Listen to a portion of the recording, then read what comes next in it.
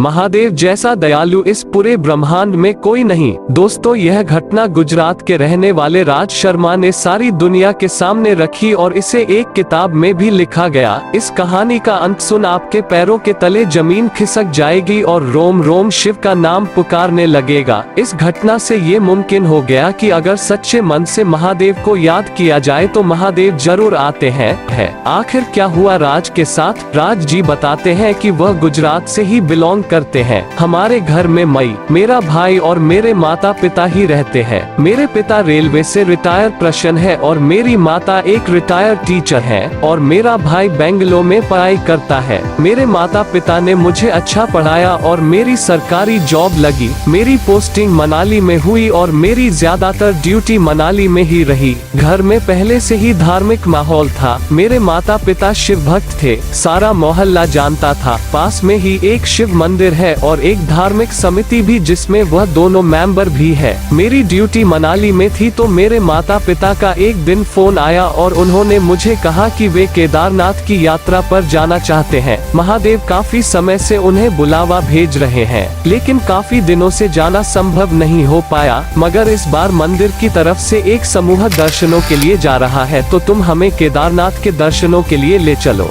लेकिन ऑफिस में उन दिनों बहुत काम था। घूमने का शौक तो मुझे भी बहुत था, मगर छुट्टी मिलना अगले 4-5 महीने के लिए संभव नहीं था, तो मैंने मना कर दिया। मेरी माता जी ने कहा कि बेटा, हम हमारे जीवन का तो पता नहीं, मगर हम इस बार जरूर जाएंगे। तो इस तरह उन्होंने मंदिर के बाकी लोगों के साथ जाने का मन बना लिया। मुझे डर था कि कौन उनको संभालेगा, इतना कठिन रास्ता है, कैसे कर पाएंगे। मेरे बार बार मना करने के बाद भी वह दोनों समय आया तो निकल पड़े। मेरे माता पिता ने बताया कि पहले तो सफर गाड़ियों में बहुत मुश्किल रहा, मगर जाप करते हुए हम हमारी मंजिल की तरफ बढ़ते रहे, क्योंकि महादेव से मिलने की चाहत थी। फिर हमारी पैदल यात्रा शुरू हुई, जो सबसे मुश्किल काम था। मेरे माता पिता पहले से ही बहुत कमजोर थे। मेरे माता तो पहले ही बीमार रहती थी और वे बहुत रुक रुक के चलते रहे। मंदिर के बाकी लोग काफी आगे निकल चुके थे और मेरे माता पिता दोनों पीछे रह चुके थे।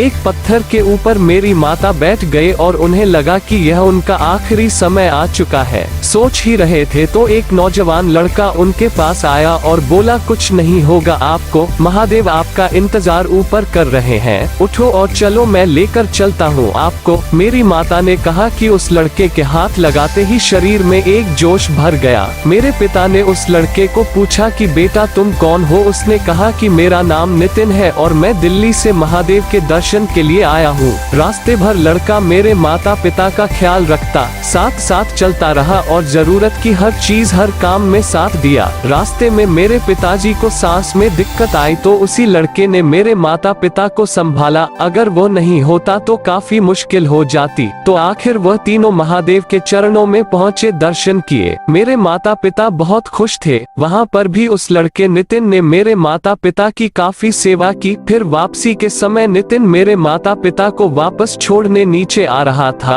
आधा रास्ता उन्होंने पार कर लिया था। नितिन को मेरे माता पिता से काफी प्यार मिला और एक परिवार जैसा संबंध बन चुका था। नितिन ने कहा कि अंकल आंटी, मेरी बहन की शादी अगले महीने है, आप जरूर आना, मुझे अच्छा लगेगा। उसने कागज पर अपना पता और घर का फोन नंबर लिख दिया। फिर नितिन मेरे माता पिता को नीचे छोड़ कहीं गायब ही हो गया।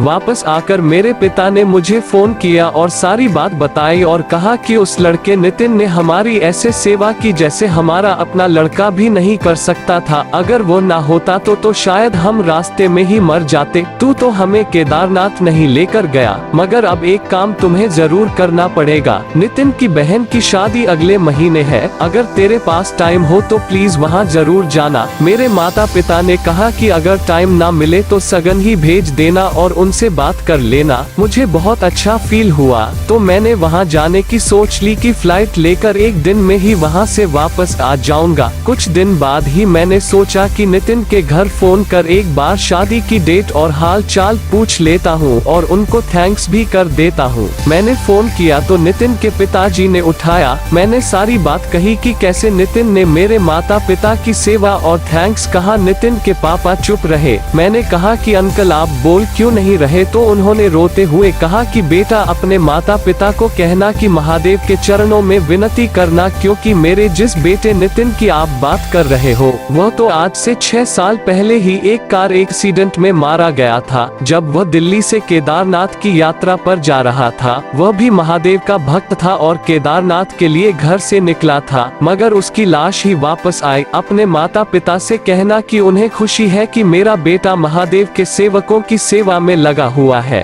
पिछले 6 सालों से महादेव के चरणों में विनती करना कि अब उसे मुक्ति दे दे। यह सुनकर मेरे पैरों के नीचे से जमीन खिसक गई। मैंने सारी बात अपने माता पिता को बताई और उन्हें लेकर दिल्ली उसकी बहन की शादी पर पहुंचा तो सारी बात सच ही निकली। उसकी मौत 6 साल पहले ही चुकी थी और आज भी वही अदृश्य रूप से सेवा में लगा हुआ है। महादेव उसे अपने चरणों में जगह दे और उसे मुक्ति दे। हर हर महादेव।